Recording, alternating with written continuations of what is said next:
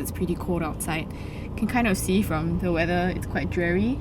Aside from the weather, I'm also filming this with a bulbous zit under my eye. Yeah, breaking out and getting fat, just part and parcel of life, I guess.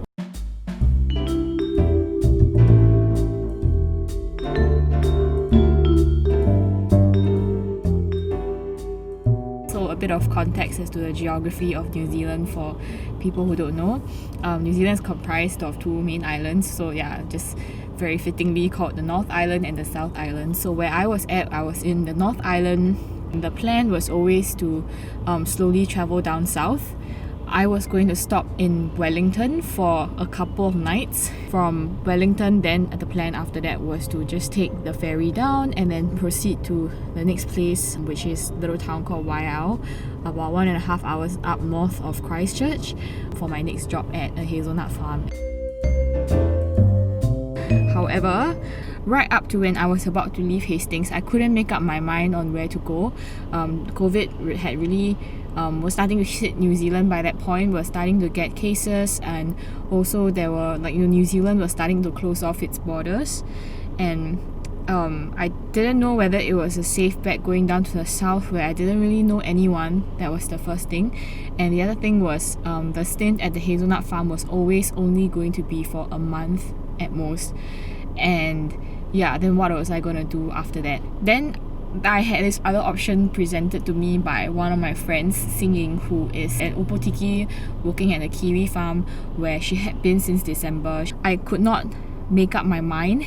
Even up till the day that I was supposed to leave the hostel, I was still sort of flip-flopping and telling my friends in the morning that oh shit, I don't know, later when I leave, do I drive up north to Opotiki or do I drive down south to take the ferry and things like that. Eventually my friends Aiden and Solomon called. Yeah, because we all got fired from our jobs because of COVID-19, the company didn't want to risk hiring backpackers. My friends, they made a snap decision to go down to Wellington and then afterwards on to South Island because they thought that fuck it, let's just travel while we still can. And then they called me and asked me what my plans were. So they very kindly said why don't we go down together? And also I guess cause I have a car, so I can drive them around at least for a little bit.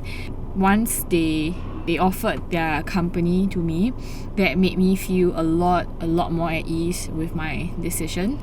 Yeah, and then afterwards when I left the hostel, it was towards south that I drove to.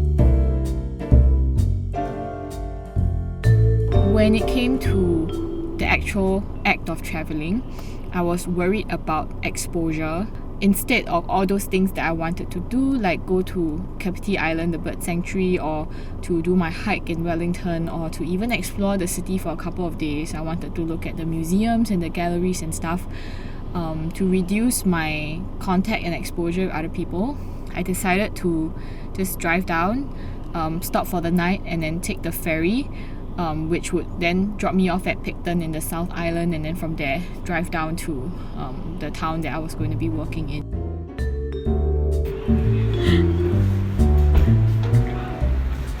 Reunited again! I drove down to Wellington where I met up with Aiden and Solomon. That really made me very, very happy. There was still a sense of normalcy because not everything has quite set in yet.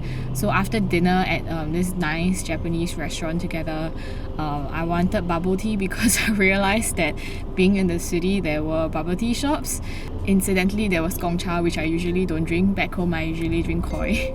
But went to Gongcha and I just got a warm tea, and then we took it back to Aiden and Solomon's hotel room where we just kind of hung out. There was this sense of things being quite apocalyptic as well. We were joking about if we're in the South Island and there were some other people that we knew from the hostel who were down there as well, who you want on your team and who you not want on your team. But there was this one particular guy to which we were all no, we can't have him because so if it's an end of the whole situation, he would not be able to control his sexual urges and he will rape all of us. Having their company there was really it really just meant so much to me.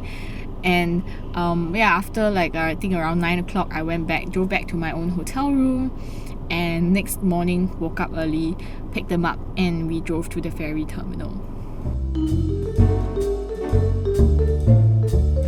We bought our tickets separately, and mine was with the car, and theirs was just like a passenger ticket. So I dropped them off at the passenger check-in point, and then I got in line with my car to where like all the cars are supposed to drive into the ferry.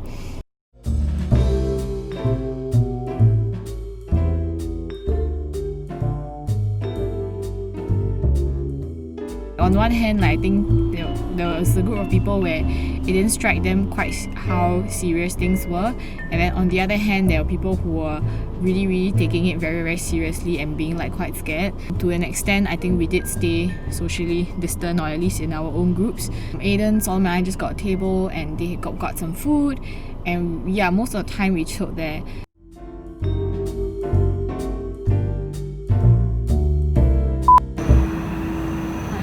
To leave like this dashboard display of my car.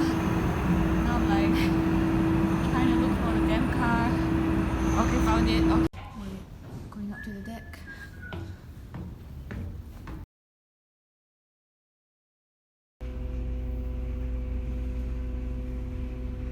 I forgot to have my fucking handbrake on.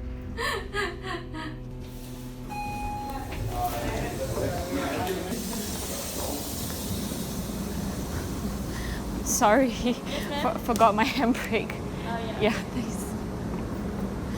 Oh my god.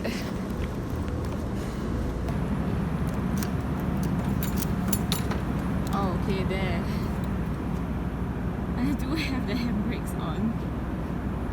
Okay, well, that's great. At some point, the captain announced that the deck had opened up. So we went up and took a look at the scenery around us. It was beautiful, blue skies, the sun was out. It was actually a really nice day.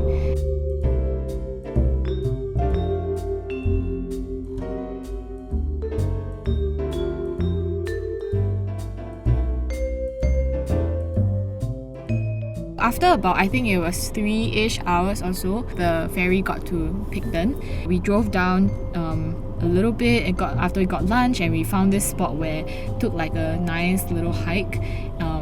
Just for a short while, we did not even do the full trail, but we got far out enough that there was a nice view, and I wish we could have gone further. The track would kind of lead to a shipwreck, and yeah, I would have wanted to see that with them. That's the last time that I have seen them in the country, and it's probably the last time I will see them in a long time, because the both of them have now flown back to the UK. And afterwards, we drove to Kaikoura. They decided to stop there because that's one of the towns where they can actually still get a bus.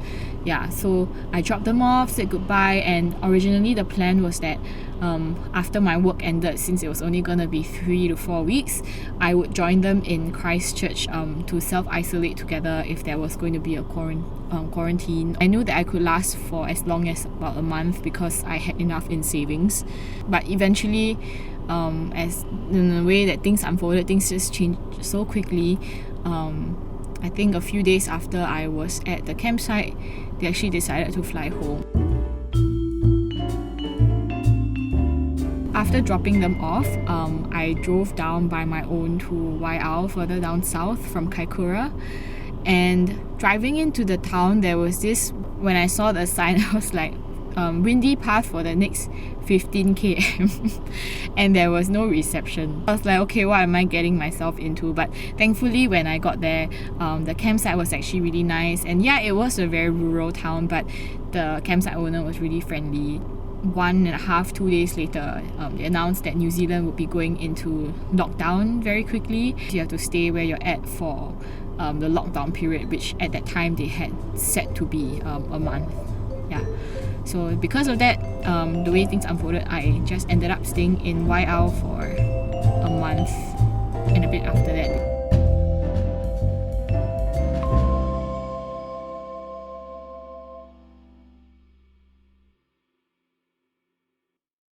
Reflecting a bit on the whole experience going from staying in a hostel with 60 people to completely on my own at a campsite for over a month. Feels like I was just thrust into a very solitary world, and that's not what I was expecting from my travels at all when I started out. It's not that I expected to be around a crowd all the time. I guess I always took for granted that there would be a community around me or people around me that I could access if I wanted to, but that wasn't the case during the lockdown. I have grown to become more grateful for social contact and for the people who are there when I need them. It just shows you that you never know how like even just a message checking in on someone, how much that can mean to someone. I think I'm usually quite independent and I'm fine with being alone, but it's just nice to hear from other people sometimes. I guess I still am someone who clings on to connections with other people a lot, and I used to always feel very upset when you don't stay in touch, or I would try and put in the effort but you don't feel that it's reciprocated from the other side. I've come to accept that really sort of like fleeting connections while traveling or even in life like a lot better. I am really, really grateful and happy that I've had the memories and the times and experiences that I've had people in those moments together. Part of me, of course, is still wistful, and I wish that we could always be in each other's lives, but I think I'm better able to let go now and just appreciate that the time that we had together was what it was. That's not to say like you don't put in any effort also lah, of course, but I guess to not have the expectation on the other person as well, that if they're not putting in the same amount of effort to stay in touch or to be in your life, it's not their fault. It's just a decision that they've made, and there's no point in getting upset or angry at people if they don't want to make the same choice as you or put in the same amount of effort as you. Just be happy for what you've had together. So I think I can accept that better now. I am now in Christchurch, and in a few days I will be going back up to Waiau for about another month of work. That sums up my video, and